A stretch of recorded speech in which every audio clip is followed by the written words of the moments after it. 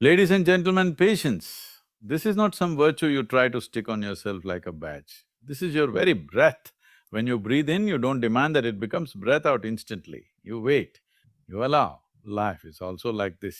But we have made it all about urgency, results, reactions, achievements. Now, something doesn't happen according to your calendar, immediately anxiety, anger, fear, everything begins. Not because life went wrong, simply because you lack the strength to wait. What you call patience is not inaction, it is intense action within, to stay stable while everything is still in motion. Like a tree that grows slowly, not by panic, not by force, but just by being rooted. If you cut it open every day to check how much it has grown, you will kill it. So many people ruin what is beautiful simply because they cannot wait. A fruit takes its time to ripen. If you bite into it early, it is bitter. If you rush a relationship, a career, a dream, you may get something, but it won't nourish you. Patience is not laziness. It is a deep knowing that the universe doesn't need your hurry, it just needs your presence. When you're truly patient, you are no longer obsessed with the result. You are simply available, open and alive to what is. The real question is, can you sit here without restlessness? Can you walk through life without trying to push the river? If you can do that, everything comes to you, maybe not when you want, but always when you're truly ready. So don't be in a rush to bloom. Even the sun takes time to rise. One, patience is not about waiting with gritted teeth or forced smiles. It is the silent power that sits deep inside you like an ancient tree rooted in stillness, unmoved by the wind of circumstances, untouched by the noise of urgency, a quiet knowing that everything comes when it must, not a moment early, not a moment late. Two, when things do not go your way, when life delays what you think is owed to you, when the world spins faster than your own feet can move, patience becomes your only anchor. The stillness within the storm, not because you're helpless, but because you're wise enough to know that storms too pass when they have thunder enough. Three, people often confuse patience with weakness as if sitting quietly is surrender. But what they fail to see is that to hold your peace when the mind screams, to keep your hand steady when the world trembles, to remain soft when you're tested again and again, that is not weakness, that is the deepest form of strength. Four, in moments of chaos, when your desire is like a fire that wants to burn everything into instant fulfillment, when your expectations knock on your chest demanding answers, patience steps in like cool rain, not to drown your passion but to refine it, to cleanse, to remind you that even the fiercest fire needs time to become light.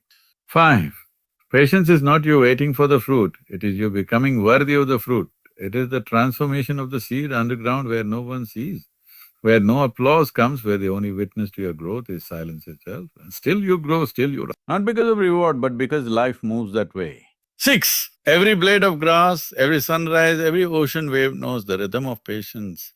But somehow the human mind, clever as it may be, has forgotten this ancient wisdom and tries to outpace the sun, tries to force the flower to bloom by pulling its petals apart, only to find that beauty cannot be hurried without being broken.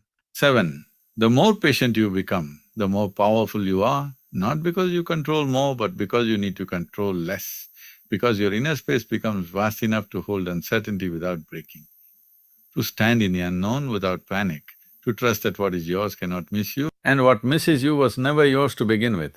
So do not ask how long it will take, do not keep measuring your path with a restless mind.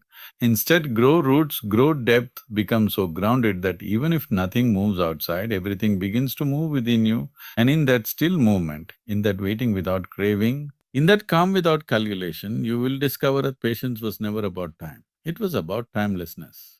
One, time takes its own time, not because it is cruel or indifferent, but because it moves by its own rhythm, untouched by your anxiety, unmoved by your deadlines, flowing silently like a river that knows no hurry, no delay, just the perfect unfolding of each moment, whether you're ready for it or not. Oh, we plan, we push, we pull, we plead, but time remains still in its own way, revealing only what must be revealed when it must be. Like the moon that shows her face not when you demand light, but when the sky is ready to hold a silver presence without resistance. Three, you may stare at the clock, you may stare at the calendar, you may count the days and hours and breaths between where you are and where you think you must be, but time pays no attention to numbers. It listens only to truth, and truth does not live by your schedule. Four, sometimes what you call delay is simply life arranging itself in a way you cannot yet see. Doors closing not to punish you but to shape you, people walking away not to leave you but to teach you, opportunities pausing not to deny you but to prepare you, and all of it happening in the exact time it should. 5. When you try to force things to happen before their time, it's like pulling a bud open with your fingers and wondering why the flower died because you wanted beauty but forgot that beauty lives in patience, in process, in allowing the mystery to reveal itself petal by petal, not all at once. 6. Time is not against you, it is simply not yours to command. And the more you fight its flow, the more restless you become. But the moment you align with it, the moment you stop struggling to outrun it, a strange peace descends.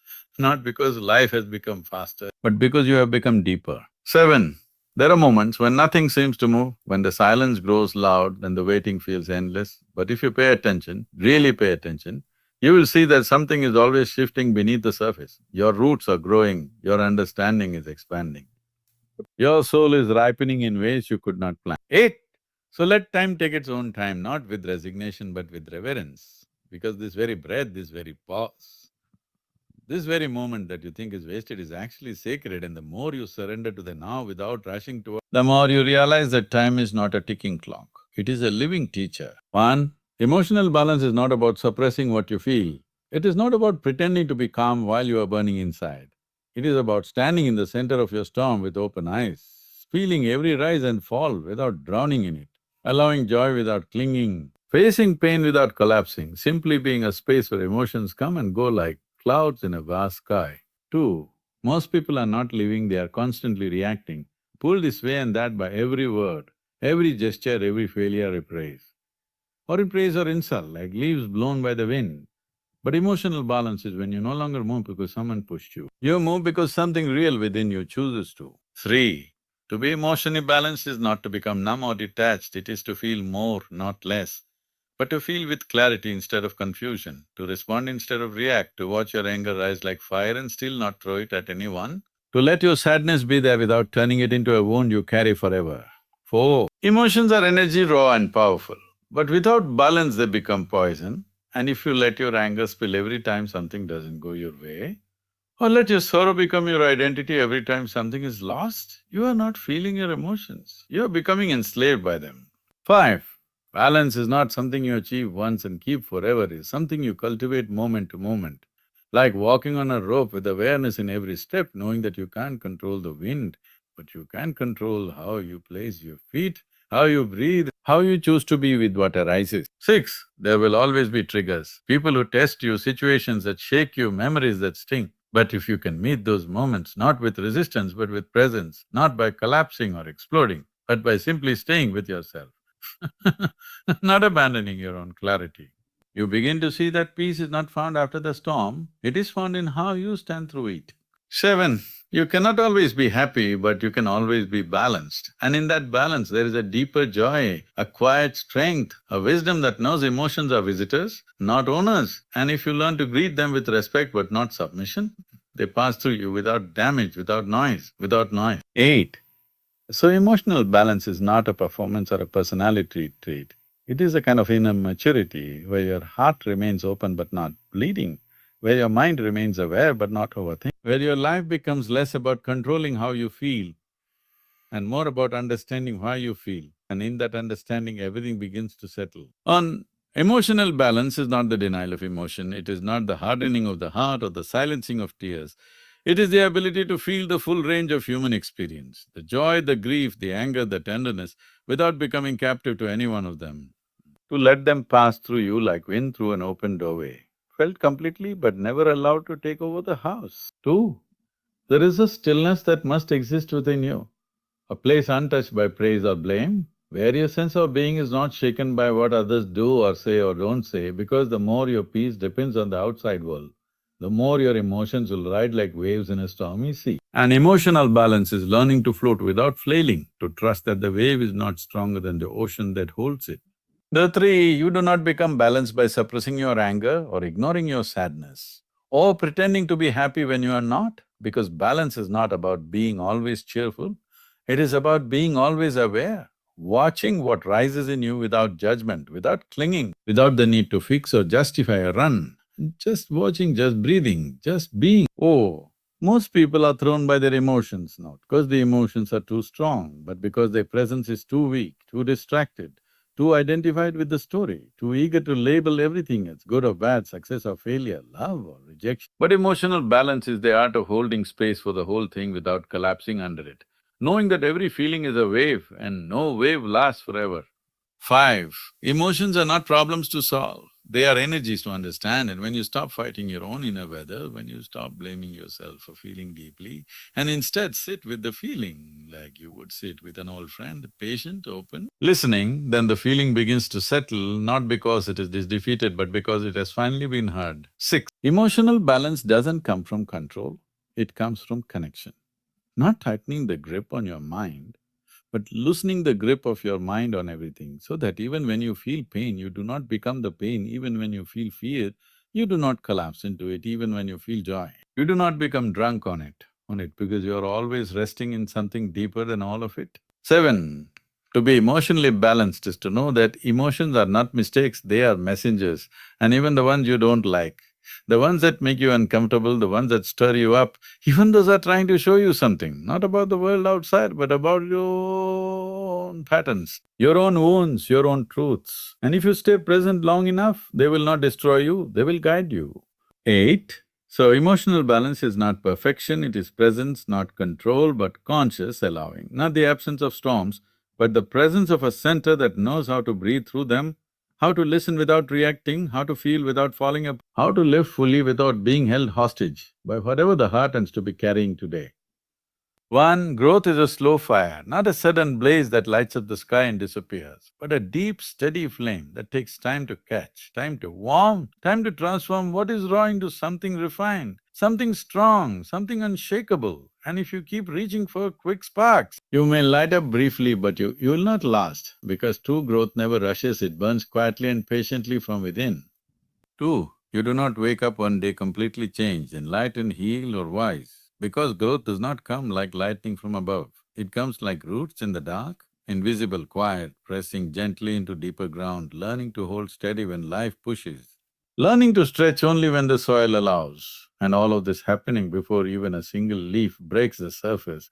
Three, most people want results without the process, they want fruit without planting, bloom without the breaking of the seed. But growth is not a gift handed to you, it is a becoming that unfolds only when you have burned through what no longer serves you, when the old skin peels away, not because you forced it, but because you stayed long enough in the discomfort to let the fire do its work. Or it is in the ordinary daily grind where the real fire lives. Not in the moments of applause or visible success, but in the quiet choices you make when no one is watching, in the times you show up when it's hard, in the moments you keep going when nothing outside of you says it's worth it, and yet you stay, you try, you breathe, because somewhere inside you, you know this is the fire that makes you. Five, growth does not shout, it whispers, through pain, through patience, through falling down and getting up again and again, not as a hero, but as a human, raw and real, and learning how to walk without a map, learning how to be broken without staying broken, learning that every scar you carry is proof that the fire did not destroy you, it shaped you. Six, a slow fire is dangerous if you don't respect it because it doesn't look like much at first, just a flicker, just a glow, and you may doubt it, ignore it, think it's not enough. But those who wait, those who sit with it, those who feed it not with impatience but with discipline, with truth, with humility, they discover that slow fires make the strongest steel. Seven, you cannot microwave transformation. You cannot skip the hard parts and still be whole, cannot become who you are meant to be by avoiding the fire. Because the fire is not punishment, it is purification, it does not burn you because you're weak.